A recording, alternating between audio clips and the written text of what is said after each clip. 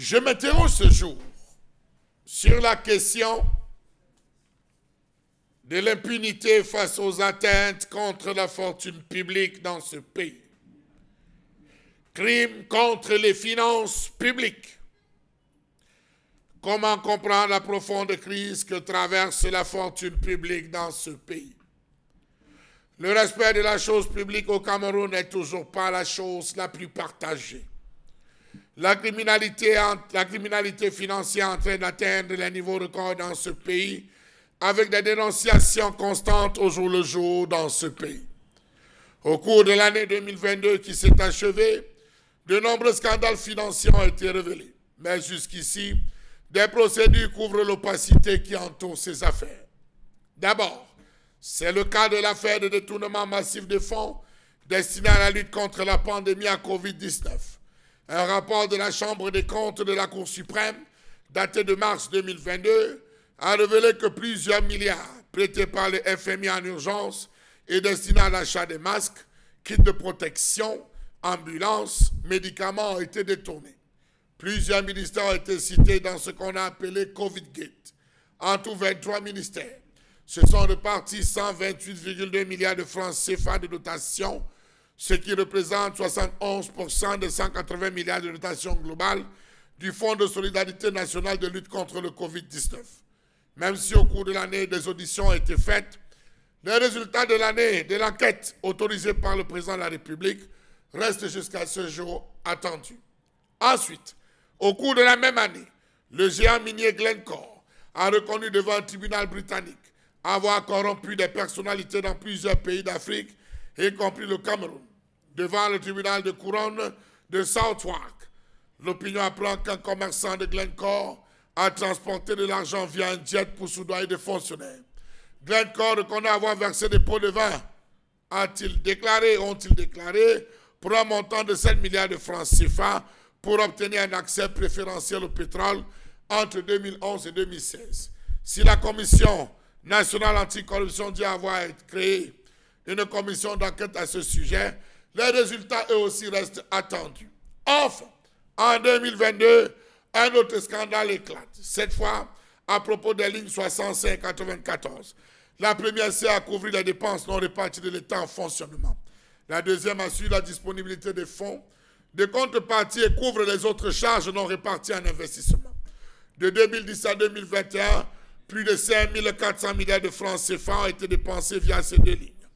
Qu'est-ce qui a été dit? Rien. On apprend il y a quelques heures, quelques jours, quelques semaines, que sur haute instruction du chef de l'État, 178 promoteurs privés sont invités à venir expliquer, définir, décrypter, présenter ce qu'ils ont fait avec les sommes mises à leur disposition pour la réalisation de certains projets.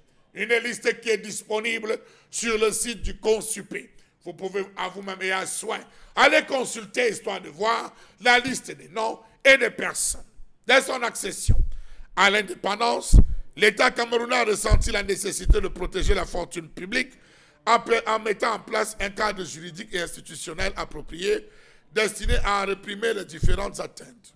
L'ordonnance numéro 62/28 du 31 mars 62, réprimant les infractions commises au préjudice de la fortune publique, était significative à cet égard.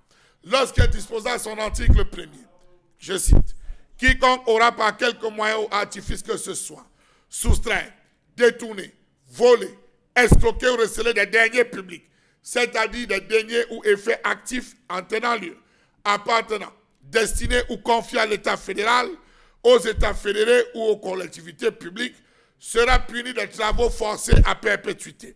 Lorsque la chose est soustraite, supérieure à 100 000 francs CFA, et dans le cas contraire à 15 à 20 ans de travaux forcés.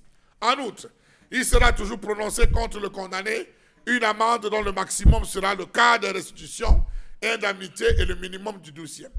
Il en était de même de la loi de finances numéro 61 du 14 juin 61 en son article 21. Les objets immatériels appartenant à l'État et qui seront perdus ou détournés en totalité ou en partie par les détenteurs ou par les utilisateurs à l'occasion du service ou hors du service feront l'objet d'une imputation en valeur sur la rémunération, le salaire ou le traitement des intéressés. Le discours du chef de l'État, ou ses discours, depuis pratiquement 10 ans, sont sans équivoque sur la détermination des pouvoirs publics à éradiquer les fléaux des atteintes à la fortune publique. Qu'en est-il aujourd'hui de cette volonté de réprimer l'atteinte à la fortune publique?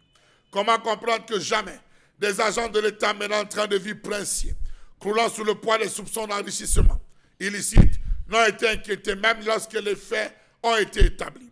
Évacuation sanitaire, mission fictive à l'intérieur et à l'extérieur du pays, acteurs de premier ordre dans la liste des marchés publics octroyés sans aucune livraison, financement des projets fumeux, carburant, lubrifiant, achat de matériel, frais de bureau et frais de réception, paiement des marchés fictifs de plusieurs milliards de nos francs, sabotage des équipements dans les formations hospitalières publiques, gestion calamiteuse des frais perçus au titre des amendes lors des contrôles routiers, fonctionnement opaque du bureau de gestion de frais terrestres, autre serpent de mer devenu un État dans l'État, minoration par quelques notaires du prix des immeubles dans les actes de vente au détriment du fisc, organisation frauduleuse des ventes aux enchères dans le secteur des forêts et de la faune, gonflement des salaires et pensions des fonctionnaires, pratique appelée Mboma, établissement de fausses vignettes, émission de faux timbres fiscaux, vente illicite des terrains du domaine national et des lots domaniaux, facturation des prestations fictives, doublons dans le domaine des travaux publics,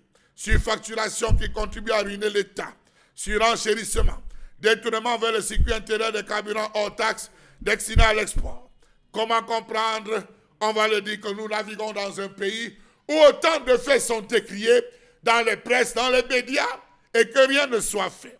Marché public, enregistrement des marchés, déclaration fixe, soupçon d'irrégularité sur le paiement du trésor public, évalué à 46 milliards de francs CFA sur la période 2013-2021. Incroyable. Puis les recherches menées auprès des différentes cellules d'enregistrement des marchés de la Direction générale des impôts n'ont trouvé aucune trace de copie des marchés querellés, tant pour ce qui est des lettres de commande que les bons de commande administratifs. Le peuple s'émeut. On nous présente la liste de 178 promoteurs privés qui auraient reçu de l'argent de certaines lignes et qui devraient venir se justifier. Cela suppose premièrement que le gouvernement, après avoir donné, a fermé les yeux, n'a pas cherché à savoir ce qui devait être fait de cet argent, comment cet argent devait être géré. Est-ce que ce qui avait été marqué dans le cahier des charges et des besoins a été respecté? Se lève un matin parce que le peuple crie et dit allons voir. Sauf que lorsqu'on parcourt encore la liste, on se rend compte véritablement que les noms qui ont jasé, les noms qui ont écumé les différents médias, les noms qui ont été présentés avec des numéros de matriculés, pratiquement tous, les sommes décaissées, ont disparu de cette liste. Que cherche-t-on à nous faire comprendre? Suivez mon regard.